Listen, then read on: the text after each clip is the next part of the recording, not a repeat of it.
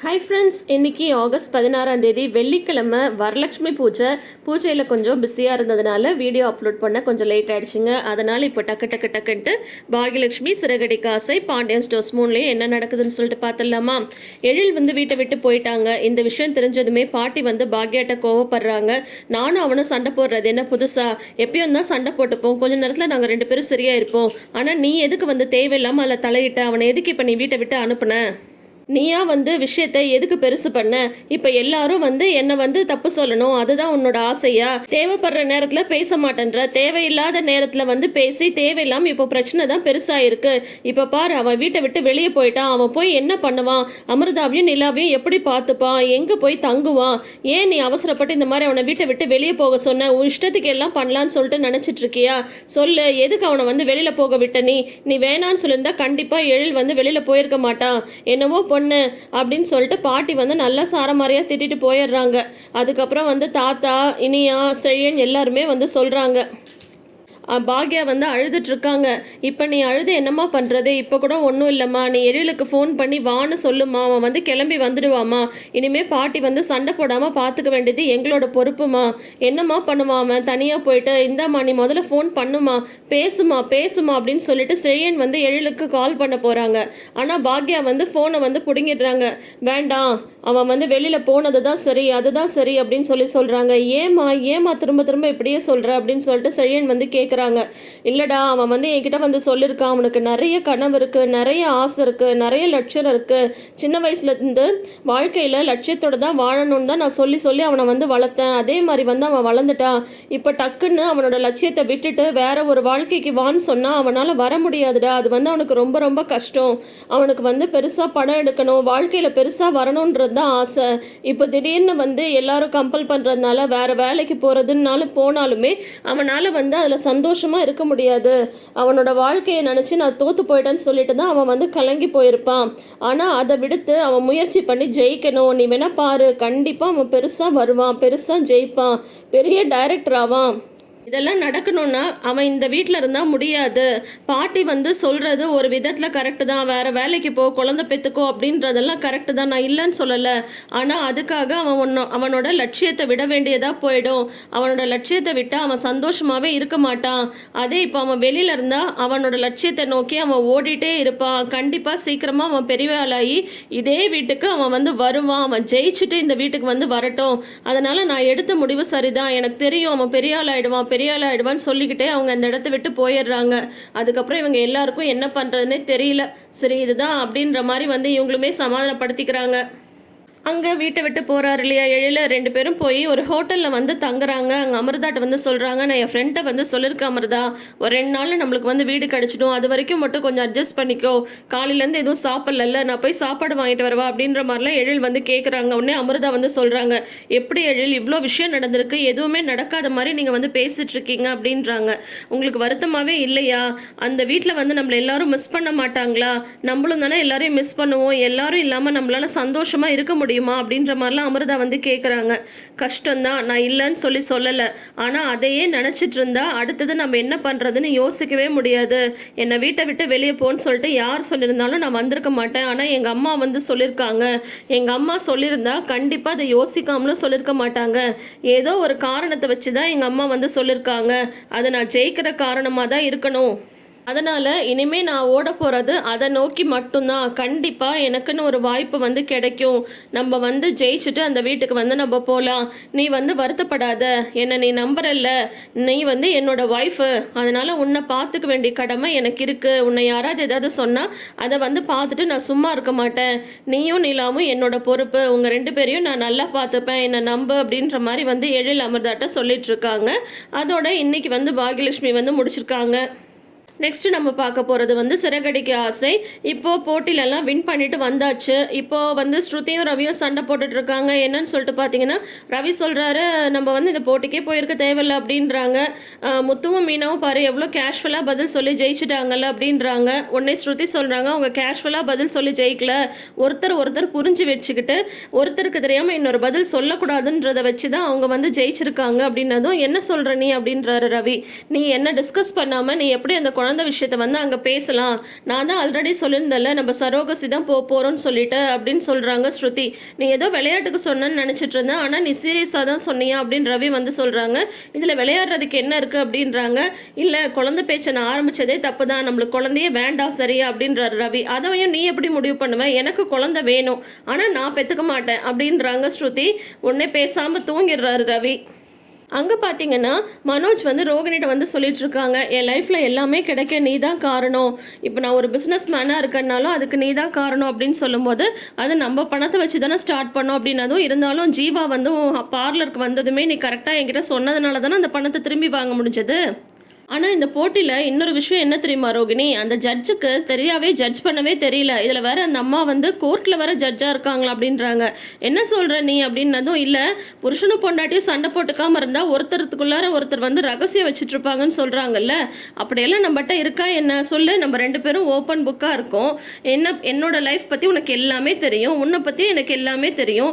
அப்படி இருந்தால் அந்த அம்மா வந்து இந்த மாதிரி சொல்கிறாங்கன்னா அநேகமாக அந்த அம்மா தான் அவங்க புருஷன்ட்ட ஏதோ ரகசியத்தை வந்து மறைச்சி வச்சுருக்காங்கன்னு நினைக்கிறேன் அப்படின்னு மனோஜ். ரோகிணி வந்து திருன்னு முழிக்கிறாங்க, என்னடா பண்றதுன்னு சொல்லிட்டு. இங்க வந்து முத்துவும் மீனாவும் பாத்தீங்கன்னா இப்போ வந்து மாமா சொன்ன மாதிரி கிடச்சிருக்கிற அந்த பணத்தை வச்சு ரூம் கட்ட ஆரம்பிச்சிடலாங்க அப்படின்ற மாதிரி மீனா வந்து சொல்கிறாங்க. சரி அப்படின்னா நாளைக்கே நான் வந்து அந்த இன்ஜினியரை வந்து வர சொல்லிடுறேன் அப்படின்னது உன்னை மீனா சொல்கிறாங்க, வேணாங்க இன்ஜினியரெல்லாம் வச்சு கட்டினா வந்து நிறைய பணம் செலவாகும். எங்கள் ஹவுஸ் ஓனர் இருக்கார்ல அவருக்கு வந்து நிறைய மேஸ்திரிகளெல்லாம் தெரியும், அந்த மாதிரி வந்து அவர்கிட்ட நீங்கள் நாளைக்கு போய் பேசுங்க, பேசி ஒரு மேஸ்திரியை வந்து கூட்டிகிட்டு வாங்க, நம்ம மேஸ்திரி வச்சே ரூம் கட்டிக்கலாம் அப்படின்னதும் அவங்க எப்படி மீனா கட்டுவாங்க அப்படின்றாங்க. ஏங்க நம்ம என்ன வீடாக கட்ட போகிறோம், ஒரு ரூம் தானே, அதனால நம்ம மேஸ்திரி வச்சே கட்டிக்கலாங்க, நம்மளுக்கு பணமும் கம்மியாக தான் செலவாகும் அப்படின்னு சொல்கிறாங்க. இது கூட நல்ல ஐடியாவே இருக்கா மீனா, அப்படின்னா சூப்பர் தான் அப்படின்னு சொல்லிட்டு உடனே எங்கள் வீட்டில் எல்லா நாளும் கார்த்திகை பாட்டை வந்துட்டு அப்படியே லாலா பாடிக்கிட்டே 2 பேரும் வந்து டான்ஸ் ஆடுறாங்க. கரெக்டாக விஜயா வந்து வந்துடுறாங்க. என்ன இதுங்க ஓவராக தான் பண்ணிட்டு இருக்குங்க அப்படின்றாங்க. ஐயோ அத்தைங்க அப்படின்றாங்க மீனா. பரவாயில்ல இருக்கட்டும் மீனா அப்படின்னு சொல்லிட்டு இவங்க வந்து சரி ரூம் கட்ட ஆரம்பிச்சிடலாம் அப்படின்னு சொல்லிட்டு பிளான் பண்ணிட்டாங்க. அதே மாதிரி அடுத்த நாள் காலையில் முத்து போயிட்டு அந்த ஹவுஸ் ஓனரை பார்த்துட்டு ஒரு மேஸ்திரியும் கூட்டிகிட்டு வந்துடுறாங்க. இவங்க 2 பேரும் மேலே கூட்டிகிட்டு போய் இந்த இடத்துல தான் ரூம் கட்டணும் அப்படின்ற மாதிரிலாம் பேசிகிட்டு இருக்காங்க. இதை வந்து விஜயா பார்த்துடுறாங்க. உடனே மாடிக்கு வந்து ஏறி வந்துட்டு ஒட்டு கேட்குறாங்க, என்னெல்லாம் பேசுகிறாங்க அப்படின்னு சொல்லிட்டு. அவர் எல்லாமே பார்த்துட்டு ஒரு 4 லட்சம் ரூபாய் செலவாகும் அப்படின்னு சொல்கிறாரு.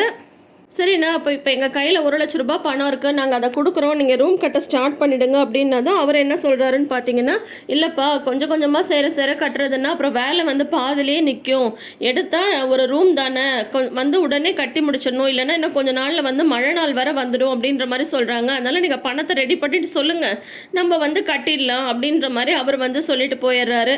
இப்போ பணத்துக்கு என்னங்க பண்ணுறது அப்படின்னு மீனா வந்து கேட்டுட்டு இருக்கும்போது அங்கே விஜயா ஒட்டு கேட்குறத முத்து வந்து பார்த்துட்றாரு. இது என்ன மீனா கேள்வி, அம்மாட்ட தான் நகை இருக்குல்ல, அப்பாட்ட சொல்லி அம்மாவோட நகையை வாங்கி அடமானம் வச்சிடலாம் அப்படின்றாங்க. என்னங்க சொல்கிறீங்க அப்படின்றாங்க. என்ன அடமானம் வச்சா பத்தாதுன்னு சொல்கிறியா, சரி அப்படின்னா வித்தரலாம் அப்படின்றாங்க. ஐயோ விற்க போகிறாங்களா அப்படின்ட்டு உடனே குடுகுடுன்னு கீழேயே இறங்கி ஓடி வந்துடுறாங்க. ஏங்க நம்ம எதுக்குங்க அத்தை நகை வாங்கணும் அப்படின்னா, ஐயோ நான் சும்மா சொன்ன மீனா, இவ்வளோ நேரம் நம்ம பேசிட்டு இருந்தாலும் அம்மா ஒட்டு கேட்டுட்டு இருந்தாங்க, நகையை பற்றி பேசினது இப்போ ஓடிட்டாங்க பத்தல அப்படின்னு சொல்கிறாங்க. சரிங்க அது இருக்கட்டும், இப்போ நம்ம பணத்துக்கு என்னங்க பண்ணுறது அப்படின்னது, ஏதாவது பண்ணணும் மீனா, எப்படியாவது பணத்தை ரெடி பண்ணிடலாம், நீ ஒன்றும் கவலைப்படாத அப்படின்ற மாதிரி இவங்க 2 பேரும் பேசிட்டு இருக்காங்க. அப்புறம் பார்த்தீங்கன்னா மனோஜ் வந்து கை நிறைய பேக்கோட அப்படியே ஜாலியாக வராரு. ரோகிணி அப்படின்னு சொல்லிட்டு நான் உனக்கு வந்து ஒரு சர்ப்ரைஸ் பண்ண வாங்கிட்டு வந்திருக்கேன் அப்படின்னு சொல்லியிருக்காங்க. என்னன்னு பார்க்கும்போது இந்த பேக்கில் பாரு அப்படின்றாங்க. கை நிறைய துணியெல்லாம் வாங்கிட்டு வந்திருக்காங்க, ஷாப்பிங் போயிட்டு வந்தேன்னு சொன்னதும் சொல்லியிருந்தா நானும் வந்திருப்பேன்ல அப்படின்றாங்க.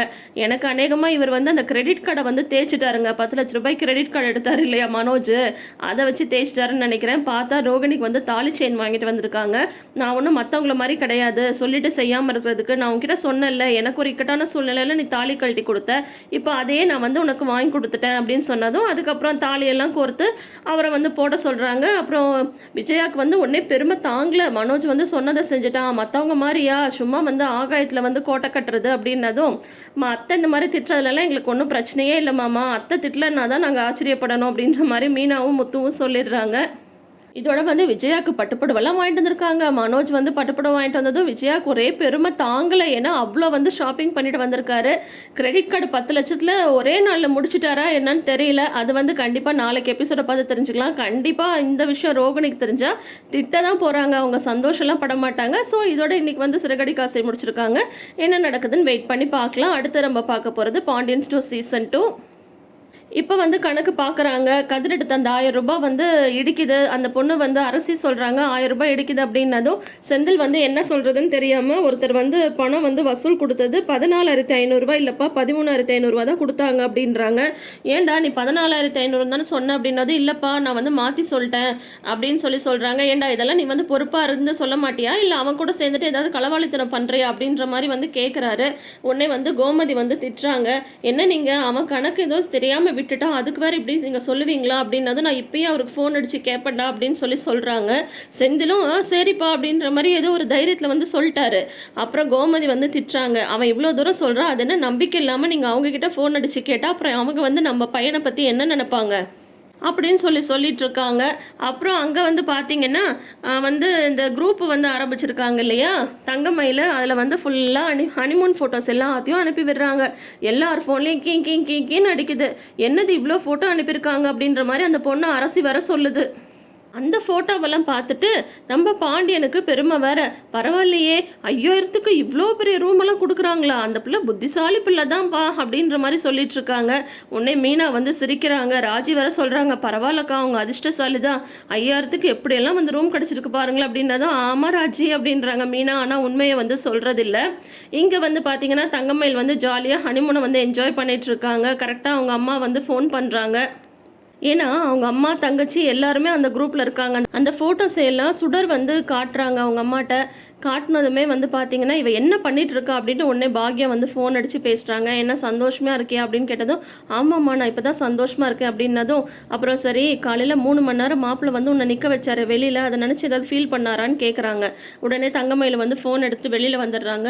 இல்லைம்மா மாமா வந்து காலையிலே மன்னிப்பு கேட்டாங்க, அப்புறம் நானும் மன்னிப்பு கேட்டேன் அப்படின்னு சொல்கிறாங்க. நீ எதுக்கடி மன்னிப்பு கேட்ட அப்படின்னதும், இல்லைம்மா நான் தானே வந்து ரூமை வந்து சரியாக பார்க்கல, எவ்வளோ ஆகும் என்னன்னு சொல்லிட்டு, அப்போ அது வந்து என்னோட தப்பு தானே அப்படின்னு சொல்கிறாங்க. பைத்தியம் அது வந்து எவ்வளோ ஆகுன்னு நினச்சிறது உன்னோட தப்பு கிடையாது. இவ்வளோ காசு கம்மியாக முதல்ல எடுத்துகிட்டு அவர் உன்னை ஊருக்கு கூட்டிகிட்டு வந்தார்ல, அதுதான் அவரோட தப்பு. இதோ பாரு, இப்போ என்னைக்காவது நம்ம மறைச்சி வச்சுருக்கிற இந்த உண்மை வந்து வெளியில் வரும். அப்போ வந்து உன் புருஷன் உன் கை கூட இருக்கிறது மட்டும் பத்தாது, அவர் கையில் காசும் இருக்கணும். நம்ம குடும்பத்தையும் சேர்த்து அவர் தாண்டி பார்த்துக்கணும். அதுக்கு முதல்ல அவர் அப்பா அம்மா தம்பிகன் இருக்கிறதுலேருந்து வெளியில் வரணும். நீ சொல்கிறத மட்டும்தான் கேட்கணும். நீ வந்து எப்படி 3 மணி நேரம் என்ன நீங்கள் வந்து வெளியில் நிற்க வைக்கலான்னு சொல்லிட்டு சண்டை போட்டிருப்பேன்னு பார்த்தா, நீ என்னமோ அவர் மன்னிப்பு கேட்டாராம், இவளும் மன்னிச்சிட்டாளான்னு சொல்லிட்டு இருக்க. இதோ பாரு மயில், நீங்கள் 2 பேரும் பொம்பளை பிள்ளைங்களா இருக்கீங்க. எப்படியோ இல்லாத பொய்யெல்லாம் சொல்லி உன்னை வந்து கல்யாணம் பண்ணி வச்சுட்டேன். என் சக்திக்கு மீறி தான் உனக்கு இந்த கல்யாணத்தை வந்து பண்ணி வச்சுருக்கோம். இனிமேல் இந்த வாழ்க்கையை வந்து ஒழுங்காக அமைச்சிக்க வேண்டியது உன்னோட கையில் தான் இருக்குது. புரியுதா? சும்மா வந்து புருஷன் சொல்லிட்டாரு, மாமனார் சொல்லிட்டாரு, மாமியார் சொல்லிட்டாருன்னு இருக்காத. புத்திசாலித்தனமாக பொழைக்க பாரு அப்படின்னு சொல்லிட்டு ஃபோனை வைக்கிறாங்க. மயிலும் வந்து சரிம்மா அப்படின்னு சொல்லிட்டு தலையாட்டிட்டு பார்த்தா, இவர் வந்து சரவணன் வந்து இவங்க வெளியில் வந்து ஃபோன் பேசிகிட்டு இருக்கிற நேரம் தம்பிங்களோட பேசிகிட்டு இருக்காங்க. அதை பார்த்துட்டு மயிலுக்கு கோவம் வந்துடுது. அதோட தொடரும் போட்டுட்டு நாளைன்னு காட்டுறாங்க.